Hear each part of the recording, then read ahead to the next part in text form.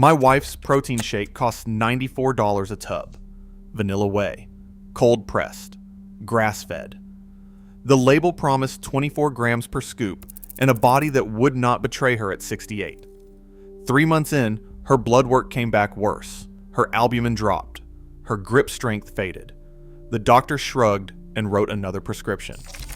That night, I opened my Bible to Genesis chapter 25, verse 34. And there it was. The soup that cost Esau his birthright. A stew so powerful, so nourishing, so dense with life that a grown hunter traded his entire inheritance for a single bowl. Not bread, not meat. A humble, reddish pottage of lentils, simmered slow over stone, seasoned with wild cumin and mountain salt. Researchers analyzing the heritage, black lentils, still grown in the hills north of Hebron, have measured protein densities reaching nearly 26 grams per cooked cup, with a complete amino acid profile once you pair it the way the ancient Hebrews paired it. 8 times the bioavailable protein of the powder sitting on my wife's counter, and nobody in any church I ever attended mentioned it. I want to tell you how I found out, because the finale of what I'm about to share, a specific preparation method preserved in a single village near the Jordan Valley, will change how you feed your body for the rest of your life, and you already own every ingredient you need. Let me take you back 18 months. My brother-in-law. Raymond collapsed in his driveway last spring, 61 years old, former Marine, built like a barrel. The cardiologist called it sarcopenia, layered with metabolic failure. Too much sugar, too little real protein, decades of shakes and bars and powders that his gut could no longer process. They put him on 4 medications. He lost another 11 pounds in a month. His wife is my sister. She called me crying. She knew I had spent the last 6 years traveling through Galilee, Judea, and the Eastern Hill Country, sitting with elders who still cook the way their great-grandmothers cooked. She asked me one question: what did the people in the Bible actually eat when their bodies needed to rebuild? The answer pulled me into a tiny farming settlement called Batir, terraced into the hills southwest of Jerusalem, recognized by UNESCO for preserving agricultural practices dating back nearly 3,000 years. My guide there was a man named Yusuf, a 72-year-old farmer whose family has grown the same strain of black lentil on the same terraces since before the Roman occupation. He fed me the soup on my second morning. 1 bowl, no meat, a slice of barley bread beside it. By that evening, I felt something I had not felt in 20 years. Steady warmth, clear thought, a body that felt fed instead of filled. Yusuf laughed when I told him about protein powder. He said the foreigners always arrive exhausted and leave strong, and they never understand why. Here is what the science actually shows. The Hebrew University of Jerusalem has documented through multiple ancient grain studies that heritage lentils, particularly the dark varieties native to the Levant, retain a protein structure that modern commercial lentils have lost through hybridization. When paired with barley or emmer wheat, the amino acid profile becomes complete. Lysine from the legume, methionine from the grain. Together they form what nutritionists call a perfect protein, matching or exceeding animal sources in bioavailability. A single bowl of this pottage, prepared the ancient way, delivers roughly 42 grams of complete usable protein.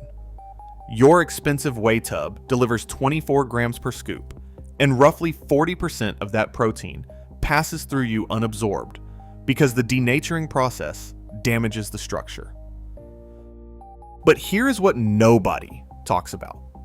The reason this knowledge disappeared from American kitchens is not accidental.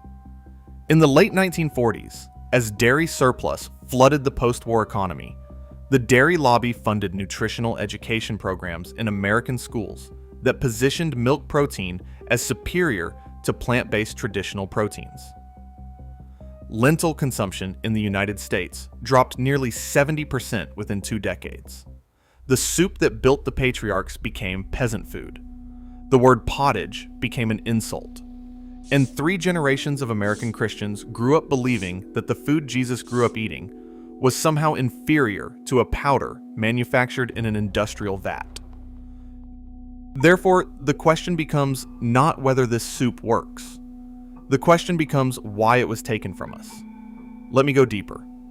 In the book of 2 Samuel, chapter 17, verses 28 and 29, when David and his exhausted soldiers fled across the Jordan, the people who came to sustain them brought specific foods: lentils, beans, parched grain, honey, curds, not bread alone, not meat alone. A combination that modern sports nutritionists would recognize as optimized recovery fuel. These were warriors rebuilding their bodies after combat. The text names the lentils first. Archaeological excavations at Tel Es Safi, ancient Gath, have recovered carbonized lentil remains in storage jars dating to that exact period, confirming that the stew was a staple of military provisioning. Daniel chapter 1, verses 12 through 15. The young Hebrew captives asked for pulse, which in the Hebrew refers specifically to lentils and legumes, and water, while the Babylonian nobles ate the king's rich food. After 10 days, Daniel and his companions appeared healthier, stronger, and clearer of face than every man fed from the royal table. That is not poetry. That is a clinical observation recorded in Scripture. Now, maybe you are thinking you would need to fly to Israel or order something obscure from a specialty store. You do not. Walk into any regular American grocery. Find the bag of black lentils or the dark brown lentils, sometimes called beluga or French lentils. $2 a bag. Grab pearled barley from the same aisle. $1. Cumin seed, not powder, from the spice section. A yellow onion. A head of garlic. Good salt. A lemon. That is the entire list. You already own most of it. Here is the method Yusuf taught me, and this is the preparation that separates the soup of Scripture from the bland mush most Americans associate with lentils. Rinse 1 cup of black lentils and a half cup of barley. Cover with 4 cups of cold water and soak overnight. In the morning, drain and add fresh water, this time 6 cups, with a whole peeled onion pierced by 3 cloves, 6 garlic cloves bruised with the flat of a knife, and 1 full tablespoon of cumin seed toasted in a dry pan until it smells like warm earth. Simmer low for 90 minutes. Do not boil. Boiling destroys the protein structure. The ancient cooks kept the pot on the edge of the hearthstones, never the center. In the final 10 minutes, add a generous pinch of salt and the juice of a full lemon. The acid unlocks the iron and completes the amino acid synthesis. 1 bowl. That is your daily dose. Eat it with a slice of whole barley bread or sourdough. Within 2 weeks, you will notice what my sister noticed when she started feeding it to Raymond. He gained 4 pounds of lean weight in 30 days. His grip strength returned. The cardiologist asked what supplement he was taking and refused to believe the answer. Now for what I promised you. The secret Finn ale. The detail that Yusuf made me swear to share only with people ready to hear it. The ancient preparation included one more step that modern cooks have forgotten. After the soup finishes, before serving, you pour a single tablespoon of cold-pressed olive oil directly into the hot bowl, not the pot. The oil floats. The heat releases the polyphenols. And the fat-soluble nutrients from the cumin, the garlic, and the lentil skins become absorbable in a way they never are without that final drizzle.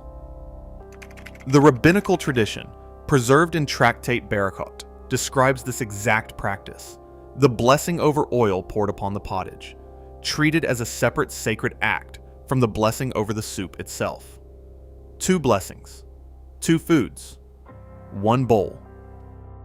Ezekiel chapter 4, verse 9, gives the fuller formula that God himself instructed the prophet to prepare.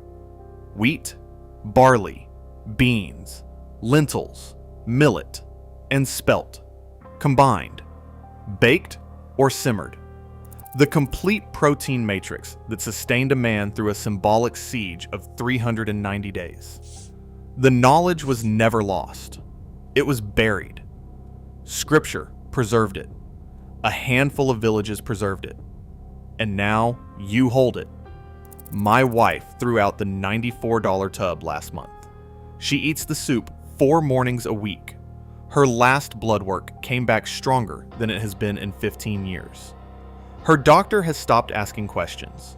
You were not born to depend on powders manufactured by companies that do not know your name. You were born into a lineage of believers who ate from the same earth that fed the prophets, the kings, and the Son of God himself. Tell me in the comments below, what is the one food your grandmother cooked that you have not made in 20 years? Type it out. I read every single one. And if this soup speaks to something deep inside you, subscribe and stay close, because the next video uncovers the biblical bread that Jesus broke at the Last Supper, and the specific grain that modern wheat replaced. The grain that 3 monasteries in Galilee never stopped growing.